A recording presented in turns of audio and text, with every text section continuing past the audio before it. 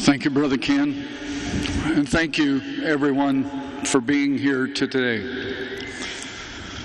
There are way too many people to thank for all of the love, care, and support that both the King and Rohrer families and the Wyandotte County Sheriff's Office family have received since last Friday. So I won't begin to try to include everyone other than to say thank you to everyone. However, there are a few special thank yous that need to be said.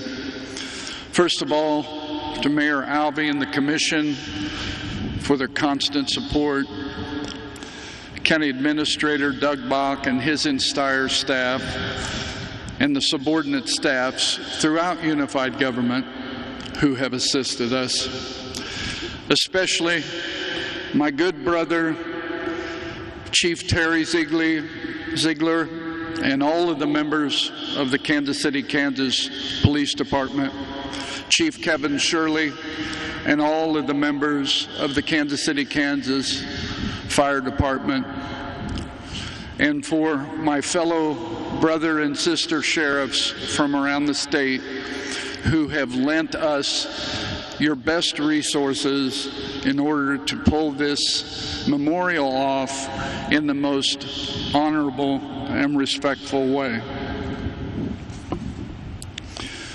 Thank you just isn't enough, but that's the best we can do. On behalf of the families of Deputies Theresa King and Patrick Rohrer, I want to thank you for your attendance at this memorial service. Theresa and Patrick are true heroes in every sense of the word, and we are here to not only pay our respects to their surviving family members, but we truly honor their public service and sacrifice. Theresa and Patrick literally put their lives between a cold-blooded killer and the citizens they swore an oath to protect. In the Holy Scriptures, Jesus told us, "Greater love hath no man than this, that he would lay down his life for his friends." The love that makes that kind of sacrifice is the greatest love of all. Those of us that are left have many questions. One of those questions is, why do men and women choose a profession toward which so many people have nothing but disrespect and hate for? Lieutenant Colonel Commander Vernon Gieberth, retired from the New York Police Department, gives us great insight in his narrative titled "Walking the Point." There are some things that you just can't do without suffering very literally and profoundly casualties, and our job is one of them. You can't race cars without crashes. You can't dig mines without cave-ins. And you sure as hell can't send cops out into the street of a violent society without violent deaths. Our fallen brother and our sister knew that and did it anyway. As well, we all do or have done. Their friends will tell you they did it because the job, because they loved it. And any of us who can't say that should envy them for it. At least they died as rare and precious people, doing what they loved to do and doing it for the noblest of reasons. That is something we can never explain outside of our profession. You see, you can't be a good cop simply because you couldn't get another job. You can only be a good cop because you want it. You can only be a good cop because you want it. And there is an answer as to why they died. Something I learned half a world away many years ago as a young Marine, preparing to face an enemy in combat for the first time. It was then that my sergeant explained that, like it or not, there are only 3 rules in war. Rule number 1, young men and women die.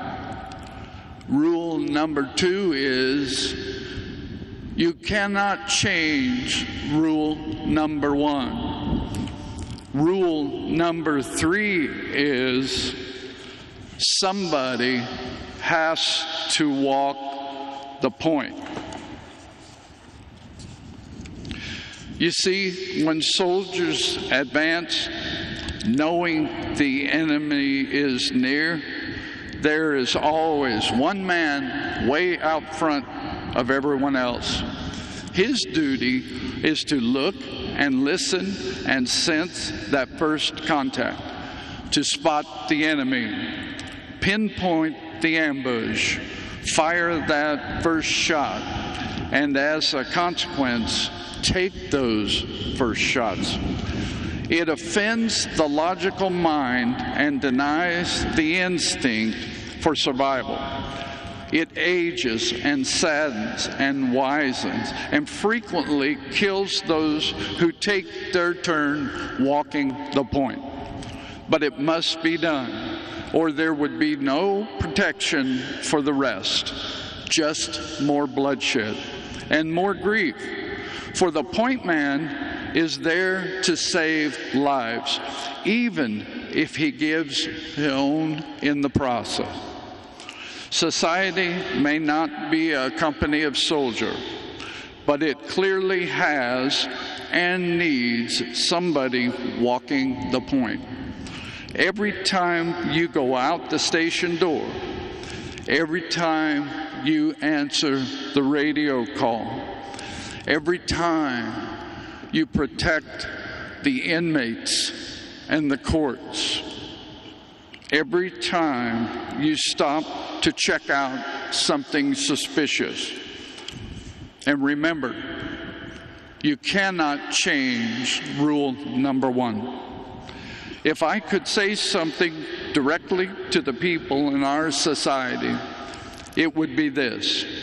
I know some of you will remember our brothers and sisters, but that's not good enough. I want you to honor them for what they did for you, that which they needn't have done.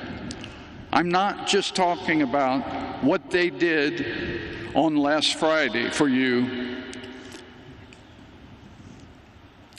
or on that routine call or stop that horribly went bad. I mean what they did for you day after day, in darkness and light, rain or shine, on holidays, on their loved ones' birthdays, without ever even expecting a thank you in return. They volunteered to walk the point. We do it for our partner. We do it for our co-workers. We do it for our colleagues in the courts and the criminal justice system. We do it for our neighbors. We do it for our friends. We do it for the haters and those that perpetrate evil upon us. We do it for all of the law-abiding citizens in our communities that want to live, work, and play in safety. We do it in response to the calling God has placed within our hearts. We work for and with God.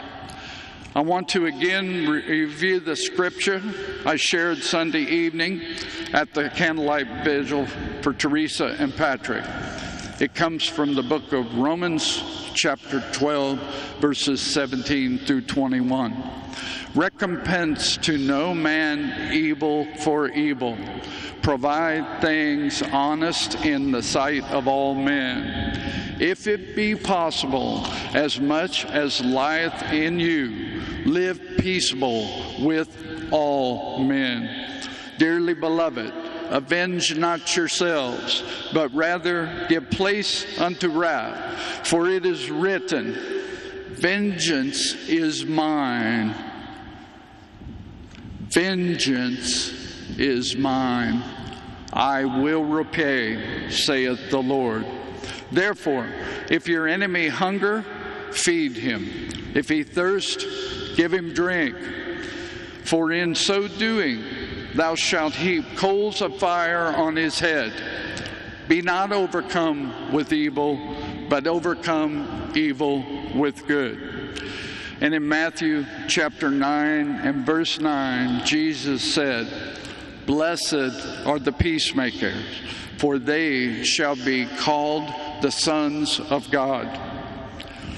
We will not be overcome with evil, but we will overcome evil with good. We will be the peacemakers God has called us to be.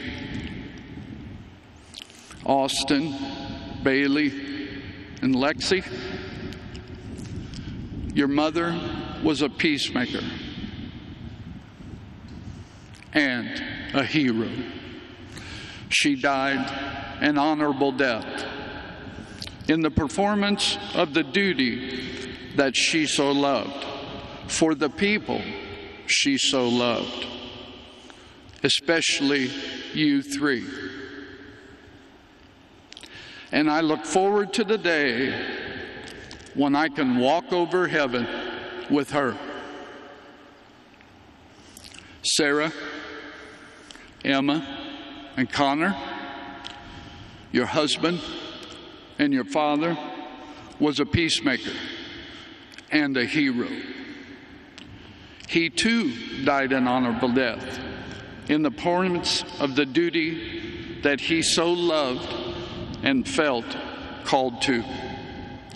He was challenged to the best in him and was strengthened by the eagle's claw. He went in that spirit, answering that high calling. And with their sacrifice, they challenge and encourage all their brothers and sisters in the law enforcement family to carry on, for it is well. Somebody has to walk the point.